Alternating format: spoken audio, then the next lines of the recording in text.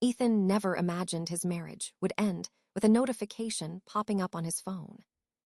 He tapped it absent-mindedly, expecting another harmless update from Madison, only to see her smiling into the camera as hundreds of viewers flooded the chat. Without hesitation, she announced their divorce as if it were a brand-new content segment, casually bragging about taking half his assets and demanding alimony.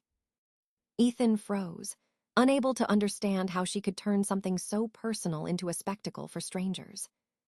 She hadn't said a single word to him beforehand. His coworkers watched the live stream in stunned silence, while Madison laughed and read donations from viewers cheering her on. Ethan didn't argue, didn't call, didn't confront her. He simply typed one calm comment beneath the stream before closing his laptop.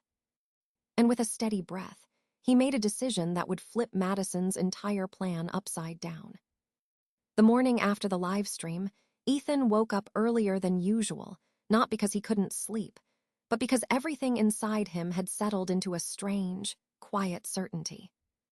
He made his coffee, checked his emails, and pretended it was a normal day, though he knew it was. There was no anger left in him, no bitterness, just a clear understanding that whatever this marriage had become, it had ended long before Madison went live. He put on a clean shirt, grabbed a folder he had prepared the night before, and drove to the law office of Mr. Carter, a man he trusted more than anyone else when it came to legal matters. Mr. Carter greeted him with the same calm professionalism he always had, but even he couldn't hide the slight lift of his brows when Ethan explained what happened and what he intended to do. Ethan handed over the documents containing details of his inheritance, the funds left by his late father that he had never touched aside from letting them grow quietly in an account under his name. He explained that he wanted the entire sum transferred to an international education foundation, one that specialized in scholarships for students from low-income communities. Mr. Carter listened without interrupting, occasionally glancing up from the papers to study Ethan's expression, perhaps trying to determine whether this was an act of desperation or spite. But it wasn't either. Ethan spoke with a steady clarity, stating plainly that no one, not even Madison, had any legal claim over the inheritance. It was separate property, untouched by marital finances, and completely within his right to redirect. Mr. Carter nodded, confirming everything Ethan already knew, and began drafting the necessary documents. As the forms were printed and the signatures collected, Ethan felt an unexpected lightness in his chest, as though some invisible weight he had carried for years had started to loosen. He realized that this wasn't just a financial decision. It was a boundary, a declaration that he would no longer play a role in a relationship built on appearances, manipulation, and silent resentment. After the paperwork was completed, Ethan thanked Mr. Carter and stepped outside into the cool air. Meanwhile, on the other side of town, Madison acted as though nothing had happened.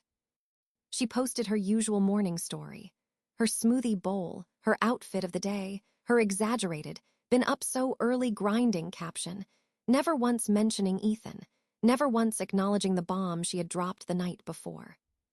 To her followers, she appeared radiant and carefree, the picture of a woman confident in the plan she thought she had set in motion. Ethan watched the story for a few seconds, then closed the app. There was nothing left to wonder about, nothing left to fix. He had made his move quietly, without drama, without confrontation. And for the first time in a long time, he felt like he had finally reclaimed something that had been slipping away from him for years: control over his own life. Madison's panic began quietly, almost imperceptibly, like a crack forming in glass. It started when her attorney called her early in the afternoon, his tone unusually sharp as he asked for clarification about Ethan's inheritance and any joint financial records. Madison tried to brush it off with her usual confidence, insisting that everything was already in the bag, but her attorney didn't share her optimism.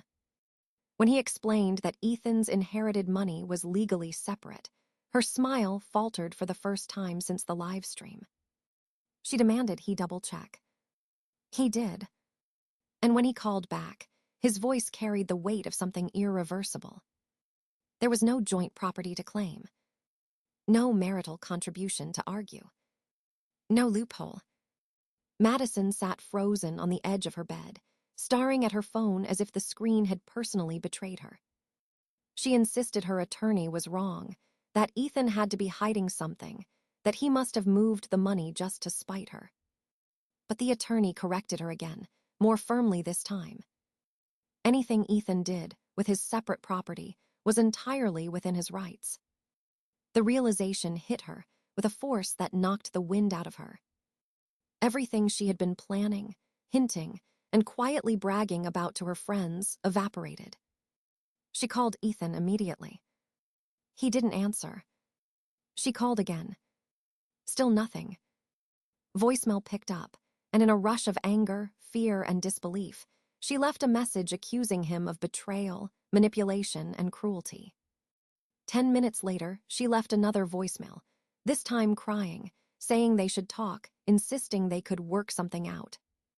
When that didn't work, she tried a different angle, sending a string of apologetic texts, then switching back to rage when he didn't reply. Her emotions swung like a pendulum, wild and uncontrolled.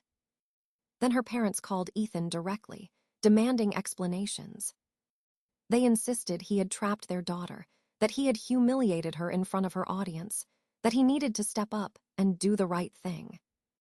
Ethan listened politely, his voice calm and even, and told them he wasn't discussing the matter anymore.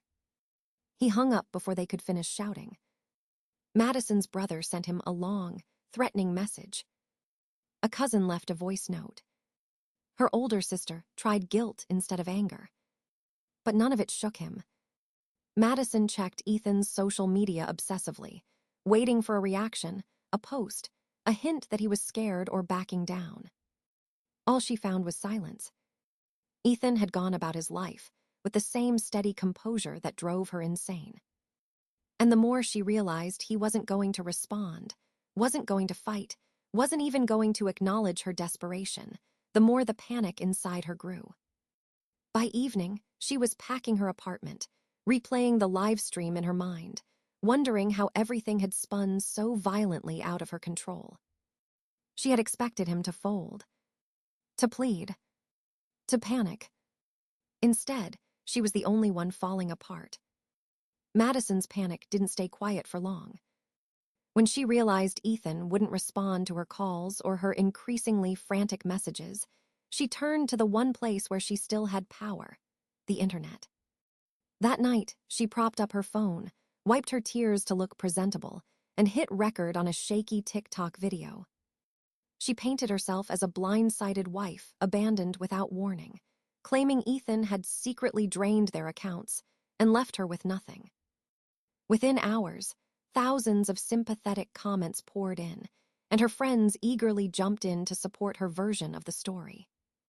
They filmed duets, stitched her video, and spread the narrative that Ethan was a manipulative husband who had taken advantage of her kindness for years. Madison fed into it, posting more clips, some teary, some angry, some filled with vague inspirational quotes about betrayal. She even launched a GoFundMe for legal recovery and emotional rebuilding, which racked up donations from followers convinced she was a victim. The attention reignited something inside her, something desperate and addicted to validation. Her fear briefly transformed into confidence again. But confidence turned to obsession when she grew convinced Ethan must be hiding something in the house. Late one night, she drove to the home they once shared, creeping into the backyard and trying to unlock the back door with an old key. It didn't fit anymore. Ethan had changed the locks. Madison pounded on the door, whispering angrily, then louder, until porch lights from neighbors flicked on. She fled before anyone could call the police. But the embarrassment didn't stop her. The next day, she showed up at Ethan's workplace, not alone, but with Logan, a new guy she had begun seeing almost immediately after the live stream. Logan was the type who loved chaos, and Madison's drama made him feel important. He strutted into Ethan's office lobby like he had something to prove, demanding to talk man to man. The receptionist froze, watching Madison film the confrontation on her phone as if it were content. Ethan stepped out, calm as ever, and simply told security to escort them outside. Logan shouted threats about protecting Madison's honor, while Madison yelled that Ethan had ruined her life. People stared. Cameras recorded. And Ethan didn't react at all. The lack of reaction drove Madison wild. That night, she and her friends went live again, ranting about how Ethan was cold, evil, and trying to silence her. But cracks started forming in her narrative. Some commenters began asking for proof. Others pointed out inconsistencies in her story. A few wondered why she was already dating someone new while begging for money online. Madison ignored it all, convinced she could keep pushing the narrative until it became truth. But underneath her curated performance, the reality was simple. Her plan had slipped beyond her control, and the harder she tried to force the outcome she wanted, the faster everything spun away from her. The courtroom was colder than Madison expected, a sharp contrast to the warm, curated lighting she used for her videos. She walked in with exaggerated confidence, chin high, wearing a perfectly styled outfit as if the hearing were just another public appearance. Logan trailed behind her, puffing out his chest like he was gearing up for a fight, not a legal proceeding. Ethan was already seated, calm, collected, his attorney reviewing documents with quiet precision. Madison scoffed when she saw him, loud enough for others to hear, hoping to provoke a reaction. He didn't even look at her. When the judge entered, everyone rose, and the tension settled thickly across the room. Madison assumed she would control the narrative the same way she controlled her followers online. But courtrooms didn't care about followers, or filters, or emotional performances. The judge asked for opening statements, and Madison's attorney spoke first, attempting to paint her as a devoted wife abandoned without warning. He emphasized her financial dependency, her emotional distress, and her supposed contributions to the marriage. Then Ethan's attorney rose. He spoke plainly, without theatrics, laying out a timeline supported by documents, receipts, and legal records. He presented clear evidence showing Ethan's inheritance was received before the marriage, never commingled, never used jointly, and kept entirely separate. Then he played the livestream. The moment Madison appeared on screen, smiling brightly as she announced her plan to take half his assets in alimony, the judge's brows knitted. Her own voice filled the courtroom, upbeat and confident, as she talked about the money she assumed she would walk away with. Madison's face turned pale. Logan muttered something under his breath, shifting uncomfortably. When the video ended, the judge asked her attorney if he had anything to counter the evidence. He didn't. He tried to pivot to emotional arguments, but the judge cut him off, reminding him that this was a matter of law, not sympathy. Then the judge addressed Madison directly, asking whether she had any proof that she contributed to Ethan's inheritance or that the funds were ever shared. She stammered, tried to explain, tried to twist her story the way she did online, but every sentence only dug the hole deeper. Her timeline didn't match her claims. Her reasoning contradicted itself. And each time she tried to blame Ethan, the judge redirected her, asking for evidence she didn't have. Logan suddenly spoke up, yelling that Ethan was lying, that he knew the truth, and that the court was being unfair. Security moved closer. The judge reprimanded him sharply, threatening to remove him if he interrupted again.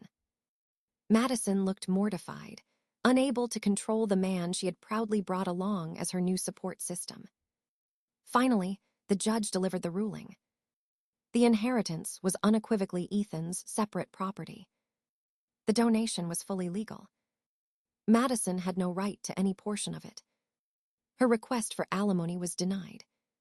Her financial claim was reduced to a small division of minor shared expenses, totaling only $5,500.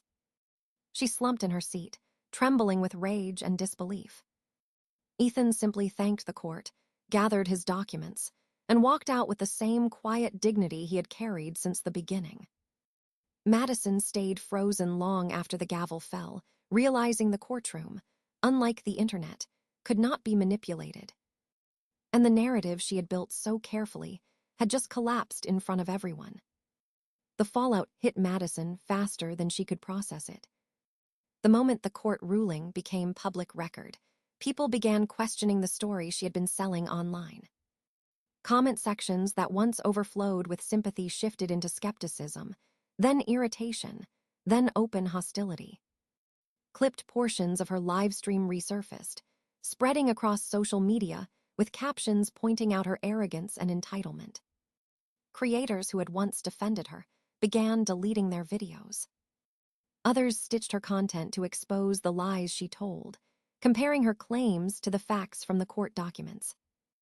Madison tried to post a tearful explanation, but every comment accused her of manipulation.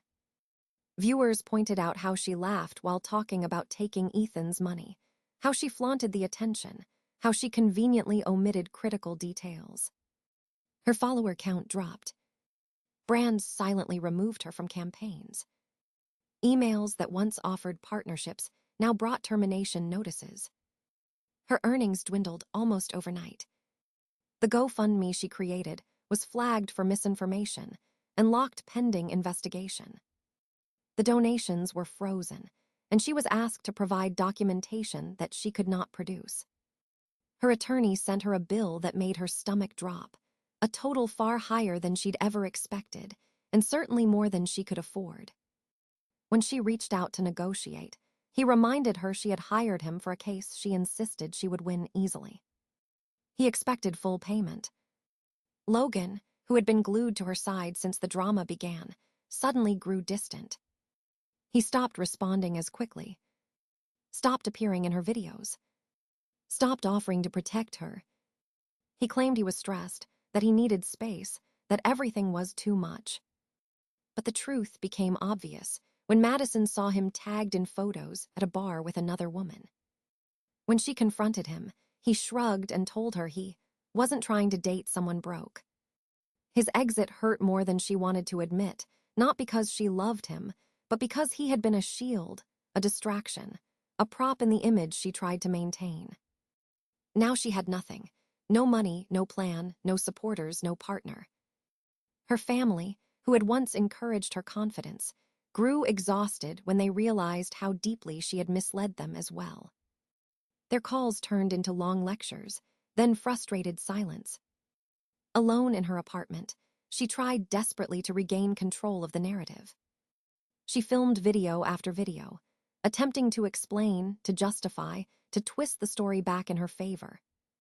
Each upload only made things worse. People dissected every word. Clips of her contradictions went viral. One compilation titled, "How Madison Exposed Herself," gathered millions of views in days. Opportunities dried up completely. Her income shrank to nothing. And with every door that closed, she realized how thoroughly she had sabotaged her own life. The worst part wasn't the money she lost. It was the brutal truth that the version of herself she had tried to project, powerful, clever, untouchable, had crumbled under the weight of her own lies. And the world had watched every second of it fall apart. Ethan's life, after the court ruling, unfolded with a quiet ease he hadn't felt in years. The weight he'd carried for so long, arguments left unfinished, tensions simmering beneath every conversation, the feeling of being observed more than loved, finally slipped away. He woke up each morning without the tightness in his chest that had become so familiar. He no longer checked his phone expecting conflict. Silence, once unsettling, now felt peaceful. His home, once cluttered with Madison's filming equipment and endless props, became a calm space again. He rearranged the furniture, opened the curtains, and let natural light spill across rooms that had felt dim for too long. One afternoon, he found a package on his doorstep. Inside were handwritten letters from students who had benefited from the scholarship program funded by his donation. Some wrote about the first person in their family to attend college. Others talked about dreams they never believed possible until now. Their gratitude filled him with a sense of purpose deeper than anything money could buy. He taped a few of the letters above his desk as a reminder of what his choice had created. With more free time and a clearer mind, he enrolled in a local pottery class, something he had always wanted to try but never felt he had the space or encouragement for. He found it oddly therapeutic, the grounding touch of clay, the spinning wheel humming beneath his palms, the satisfaction of shaping something from nothing. It became a ritual, a quiet escape where he could create without judgment or performance. That was where he met Grace. She sat across from him during one of the classes, her hands covered in clay, laughing at her own lopsided bowl. Unlike Madison, she didn't speak in rehearsed lines or think about how she looked while laughing. She was genuine, present, and beautifully uncurated. They talked easily, first about pottery, then about books, then about the lives they were rebuilding in their own ways. It wasn't dramatic or intense, just simple, comfortable, human. Ethan didn't rush anything. For the first time, he allowed himself to move slowly, to enjoy small moments without anticipating chaos around the corner. He and Grace went for coffee after class, then for walks, then for dinners that didn't feel like performances, but conversations between two people who liked each other's company. Meanwhile, Madison continued trying to reach him. Apologies disguised as casual check-ins. Nostalgic messages, pretending to be friendly. Requests to stay in touch, or at least be on good terms again. Ethan didn't respond. He didn't need anger or revenge. Distance was enough.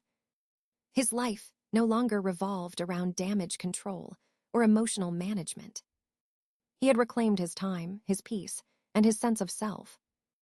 Every day felt like a quiet reconstruction, brick by brick, breath by breath. And as his new life took shape, rooted in honesty, calm, and genuine connection, Ethan realized he hadn't just escaped something painful. He had finally stepped into the life he was meant to live, one that was his and his alone. Ethan never once regretted giving away the inheritance that had caused so much chaos. Every letter from a student, every small moment of peace, and every quiet morning reminded him that he had turned something toxic into something meaningful. He had traded a future of resentment for a chance to build a life grounded in honesty and intention. The money he let go of had found its way into hands that would change the world far more than he ever could have alone. Madison, meanwhile, faced the full weight of her choices. Her downfall wasn't a twist of fate, but a direct result of her own greed, her own lies, and her belief that appearances mattered more than truth. She lost followers, opportunities, and the life she had tried to curate, but the harshest loss was realizing she had destroyed her own future. Ethan didn't celebrate her suffering. He simply understood that their paths had diverged long before the drama unfolded. His story became one of growth, clarity, and quiet redemption. Hers became a cautionary tale etched into the digital world she once controlled. And in the end, the balance felt exactly right.